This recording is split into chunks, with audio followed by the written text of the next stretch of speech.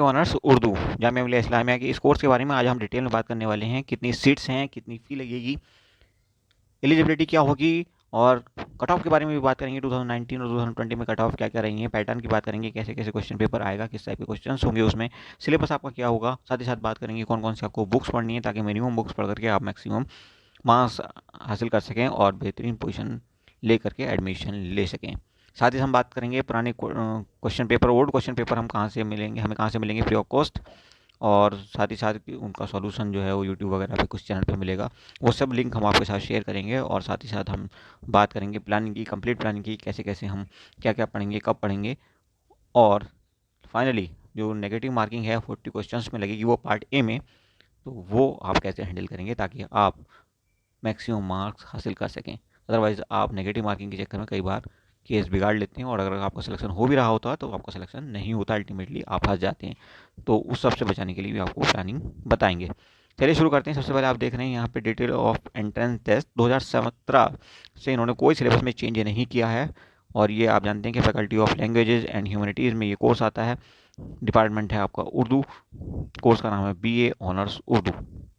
आगे बढ़ते हैं। समरी ऑफ एंट्रेंस टेस्ट आप देख रहे हैं, तो यहाँ पे आप देखेंगे कि टेस्ट में दो पार्ट होंगे। पार्ट ए जिसमें 40 मल्टीपल चॉइस क्वेश्चन होंगे और यहाँ पे 40 मिनट्स आपको मिलेंगे इनका आंसर करने के लिए। 40 मार्क्स के होंगे। यहाँ पे नेगेटिव मार्किंग होगी और नेगेटिव मार्किंग का मतलब हो गया कि 0.25 आपका काट लिया जाएगा जब आप गलत आंसर देंगे। दूसरा जो पार्ट है वो है सब्जेक्टिव पार्ट, और सब्जेक्टिव पार्ट में आपको कुछ लिख करके आंसर देना होता है और यहाँ पे आपको 60 मिनट्स, एक पूरा 1 घंटा यहाँ पे मिलेगा इस पार्ट का आंसर करने के लिए। यहाँ पे आपको 6 क्वेश्चन दिए जाएंगे, हर एक क्वेश्चन जो है 10-10 मार्क्स का होगा और इस तरह से आप मैक्सिमम 60 मार्क्स यहाँ से हासिल कर सकते हैं। हालांकि पूरे तो कभी किसी के नहीं आते, बट फिर भी ये 60 मार्क्स का पेपर ज़रूर है। अब हम आगे बात कर लेते हैं कि यहाँ पे सीट्स कितनी हैं और फ़ी कितनी लगने वाली है, एलिजिबिलिटी क्या है। तो एलिजिबिलिटी की अगर जहाँ तक बात है तो एलिजिबिलिटी आपको 50% मार्क्स के साथ मदरसा बोर्ड जो कि जामिया से रिकॉग्नाइज्ड हो या किसी और स्टेट बोर्ड या CBSE बोर्ड से 10+2 पास होना ज़रूरी है। क्लियर है। और हम आपको दिखा देते हैं कि BA उर्दू कोर्स में सीट्स कितनी हैं और इसकी फ़ी कितनी है। तो यहाँ पे आप देख रहे हैं ये है आपका कोर्स कोड B35, थोड़ा सा धुंधला है और ये 6 सेमेस्टर का कोर्स है। यहाँ पे आप देख रहे हैं 60 सीट्स हैं और 7,200 रुपये आपकी फ़ी है टोटल। 7,200 रुपये 1 साल की फ़ी की बात हो रही है, ये 1 साल की फ़ी। ओके, अब हम बात कर लेते हैं कट ऑफ की। कट ऑफ पे बहुत ज़्यादा सवाल बच्चे पूछते हैं तकरीबन हर एक वीडियो में। तो कट ऑफ आप देखेंगे ये जो कट ऑफ थी ये 2020 की दी हुई है। यहाँ पे आपको ओरिजिनल लिस्ट दिखाई है जो कि first list of selected candidates है और यहाँ पे आप देख रहे हैं कट ऑफ 60 रही है जनरल की और उसके बाद की कैटेगरीज आप देख सकते हैं। क्लियर। अब हम आगे बढ़ते हैं। यहाँ पे आप ये याद रखिएगा जनरल की 60 है। अब ये जो फाइनल कट ऑफ है 11 लिस्ट आ चुकी हैं। 2020 में 11 लिस्ट आई थी इस प्रोग्राम के ऊपर और उन 11 लिस्ट के बाद जो कट ऑफ चेंज हुई थी वो कुछ इस ढंग से हुई थी। 60 से घट करके ये 47.75 हो गई थी जनरल में। उसके बाद मुस्लिम कैटेगरी में ये हो गई थी और उसके बाद अगली कैटेगरी में ये, और उसके बाद देख रहे हैं मुस्लिम वुमेन 49.75 और उसके बाद जामिया इंटरनल के लिए 26.25 ये कट ऑफ रही थी। लेकिन PWD में कोई चेंज नहीं आया, यहाँ पर आप देख रहे हैं। और उसके बाद JNK कैटेगरी में भी कोई चेंज नहीं आया। 28 थी पहले में, मतलब बाद में कोई बच्चा इसको छोड़कर गया ही नहीं और ये सीट पहले ही भर गई, पहली लिस्ट में ये सीट भर चुकी थी। तो आपने ये देखी 2020 की कट ऑफ। अब हम आपको दिखाएंगे 2019 की लिस्ट के हिसाब से, पहली लिस्ट के हिसाब से कट ऑफ क्या रही थी। आपने देखा था कि 20 के हिसाब से जो जनरली कट ऑफ थी वो 60 थी और यहाँ पे 2019 में जो पहली लिस्ट है उसके हिसाब से आप देख रहे हैं कि ये कट ऑफ रही है 55। तो कट ऑफ पे एक जो सवाल होता है बच्चों का, सर कितने मार्क्स ला करके हम सेफ हो जाएंगे, तो ये बेहद बेसिकली ये गलत सवाल है। ये सवाल होना ही नहीं चाहिए कहीं से कहीं तक भी। अब आप खुद ही देख रहे हैं कि यहाँ 5 मार्क्स का सीधा डिफरेंस आ चुका है, जबकि क्वेश्चन पेपर के लेवल में कोई फ़र्क क्लियर कट नहीं दिखाई देता।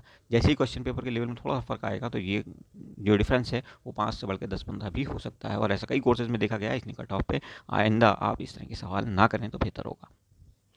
बाकी भी आप देख सकते हैं, बाकी कैटेगरीज में जो यहाँ कट ऑफ दी है पहली लिस्ट के हिसाब से वो आप अंदाज़ा लगा सकते हैं कि कितनी डिफरेंट है 2020 के कट ऑफ से।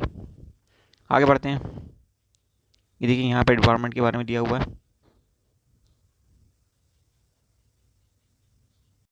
पार्ट ए के सिलेबस की अगर हम बात करें तो यहाँ पे आपको दिया गया है कि मल्टीपल चॉइस क्वेश्चंस आपके होंगे related to general knowledge and current affairs. तो ऐसा कभी देखा नहीं जाता, जो भी जनरल नॉलेज होती है वो उर्दू लिटरेचर पे बेस्ड होती है। करंट अफेयर से शायद ही कभी एक आध सवाल अगर उर्दू लिटरेचर से रिलेटेड है, कोई शायर गुजर जाए या उसी ढंग का या कुछ कोई फेमस किताब आ जाए तो वो सवाल आ सकता है। बहरहाल इससे ज़्यादा करंट अफेयर नहीं आता है। ये प्योर आपका इंग्लिश उर्दू लिटरेचर आएगा। उर्दू लिटरेचर से रिलेटेड जो भी राइटर्स वगैरह हैं उनके ऊपर सवाल होते हैं, बुक्स होती हैं उनकी, उन पर सवाल होते हैं, उनकी कहानियाँ वगैरह पूछी जाती हैं, कौन कौन सी कहानी किसने लिखी है वगैरह वगैरह। क्लियर है? तो इसके लिए हम आपको बुक्स भी बता देते हैं अभी, लेकिन उससे पहले हम देखेंगे पार्ट बी में आपसे क्या क्या पूछा जाता है। और पार्ट बी बहुत इंपॉर्टेंट है। यहाँ पे आपको 30% जो लेटेस्ट गाइडलाइंस हैं जामिया की, उनके हिसाब से 30% मार्क्स लाने ज़रूरी हैं, और पार्ट ए में 15% मार्क्स लाना ज़रूरी है इस साल से, 2021 से। ये हो गया। अब हम आपको बता देते हैं कि यहाँ पे देखिए पार्ट 2 का जो सिलेबस है पार्ट बी का, वो आप देख लीजिए। ये आपको 1 2 3 4 5 6 5 टॉपिक दिए हुए हैं, ठीक है। तो इन्हीं से सवाल आएंगे, कम से कम एक एक सवाल इन टॉपिक से ज़रूर आएगा। और आप देख रहे हैं यहाँ पे पहला टॉपिक दिया है उर्दू ज़बान व अदब की तारीख, और इसी ढंग से बाकी टॉपिक्स भी आप देख लेना। तो इनसे एक एक सवाल तो कंपलसरी आने ही आना है, और साथ ही साथ किसी से हो सकता है 2 सवाल भी आ जाएं, जो कि हर एक 10-10 नंबर के होंगे। अब हम बात करते हैं बुक्स की, कौन कौन सी बुक्स आपको पढ़नी होती है पार्ट ए और पार्ट बी दोनों के लिए। तो आपको एनसीईआरटी क्लास 11th और 12th दोनों की सारी बुक्स पढ़नी है, और अच्छे से पढ़नी है। इतनी अच्छे से पढ़नी है कि आपकी इतनी अच्छी पकड़ हो जाए कि महीने में कम से कम 2 बार आप उसको रिवाइज़ कर लें, कम से कम उस महीने में जबकि आपका एग्ज़ाम होने जा रहा है उससे 30 दिन के पहले की हम अगर बात करें, तो आप 2 बार कम से कम रिवाइज़ कर लें एक एक लाइन उन बुक्स की, क्योंकि सारे सवाल अल्टीमेटली वहीं उन्हीं बुक्स से निकलने हैं, चाहे वो एमसीक्यूज़ हों, चाहे वो पार्ट बी के लॉन्ग आंसर टाइप क्वेश्चन हों। क्लियर है? और इन एनसीईआरटी की बुक के अलावा आपको 2 बुक्स और ख़रीदनी है। वो बुक्स हैं आपकी, एक आती है तारीख़ अदब उर्दू, और इसके राइटर होते हैं नूरुल हसन नदवी साहब, नकवी साहब, नूरुल हसन नकवी। और दूसरी एक और बुक है जिसका नाम है उर्दू है जिसका नाम। ये दोनों बुक्स आपने परचेज़ करनी है एनसीईआरटी के अलावा, और एनसीईआरटी पढ़नी है। इसके अलावा कुछ भी आपने एक्स्ट्रा नहीं पढ़ना। हाँ, लेकिन प्रीवियस ईयर के क्वेश्चंस बहुत इंपॉर्टेंट हैं। प्रीवियस 5 ईयर्स के क्वेश्चंस आपको अवेलेबल हो जाएंगे, और ये अवेलेबल हो जाएंगे कहाँ से, वो भी हम आपको बता देते हैं। 2016 से 2017, 18, 19, 20 और 19 और 20, 5 ईयर के क्वेश्चंस ये जामिया के अवेलेबल हो पाते हैं। बाकी क्वेश्चन पेपर्स आपको नहीं मिलेंगे। क्लियर? और ये मिलेंगे कहाँ से, ये आपको हमारे टेलीग्राम चैनल से मिल जाएंगे। तो आप हमारे टेलीग्राम चैनल ज्वाइन कर सकते हैं, वो that is also free of cost. उसमें कोई चार्ज कहीं से कहीं तक आपको नहीं देना है, ना ही क्वेश्चन पेपर का कोई चार्ज देना है।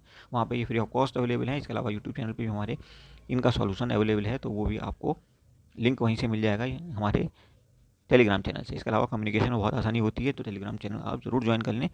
व्हाट्सअप ग्रुप के चक्कर में ना पड़े और इंडिविजुअल कोई मैसेज ना करें, वो भी हम अक्सर देख नहीं पाते, क्योंकि ऑलरेडी 1000 ग्रुप हमारे पास व्हाट्सअप के भी हैं, तो उनको देखना ही बहुत मुश्किल काम होता है। तो आप ये बुक्स लेकर के, और प्रीवियस ईयर के क्वेश्चन चूँकि बहुत ज़्यादा इंपॉर्टेंट है, तो प्रीवियस ईयर के क्वेश्चन पेपर मिस मत करना, इनको भी आप ज़रूर देख लें।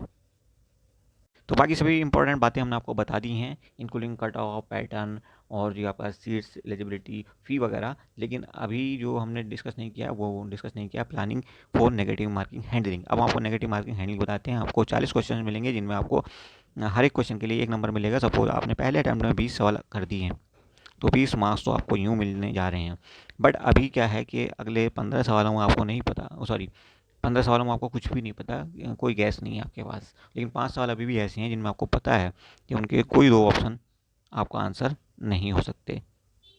ठीक है, जैसे A B C D 4 option है, आपको पता है कि हमारा ए भी आंसर नहीं है और हमारा सी भी आंसर नहीं है, लेकिन बी और डी में हमें किसी सवाल में कन्फ्यूज़न है। तो ऐसे सवाल 5 हैं ओवरऑल मिला करके, हमने एक एग्जाम्पल ले लिया।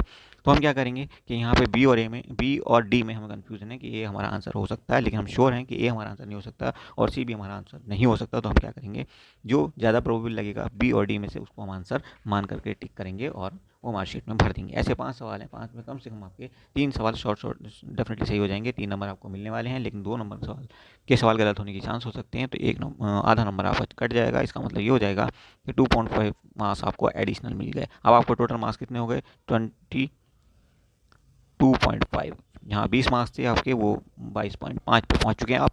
अब क्या करेंगे, अभी आपका 15 सवाल बचे हैं जिनमें आपको नहीं पता कि आपका आंसर क्या है। तो उन 15 सवालों में आप क्या करेंगे, कोई एक ऑप्शन लेंगे। सपोज आपने ए ले लिया, सब में ए मार्क आपने कर दिया, तो आपके 4 सवाल जो हैं वो सही हो जाएंगे, लेकिन आपके 12 सवाल गलत हो गए हैं। तो 4 सवाल सही हो जाएंगे, ऐसे में 4 में 5 भी हो सकता है, कई बार सी जो है मोस्टली ऐसा दिखा जाता है कि सी ऑप्शन ज़्यादा सही होता है, तो सी की ट्राई करना कि आप सी लगा दें। तो ऐसे में 4 मार्क्स डेफिनेटली आपको मिलने वाले हैं, लेकिन 4 मार्क्स मिलेंगे और 12 सवाल तो गलत हो चुके हैं आपके। 15 में से 4 सवाल सही हुए, सॉरी 11 सवाल अभी आपके गलत हो चुके हैं। 11 का मतलब हो गया कि आपका 2.75 मार्क्स तो कट जाएंगे। अब आपको 1.25 मार्क्स यहाँ से भी मिल गया, जो कि बोनस मार्क है। जो आपके जाने वाले मार्क्स थे, यहाँ से आपको 1.25 मार्क्स मिल चुका है, और आपको 22.5 मार्क्स पहले मिल चुके थे और 1.25 मार्क्स और मिल चुका है, तो 23.75। टोटल स्कोर कितना हो गया अब आपका? 23.75, 23.75। और इसमें कहीं से कहीं तक कोई भी रिस्क नहीं है डेफिनेटली।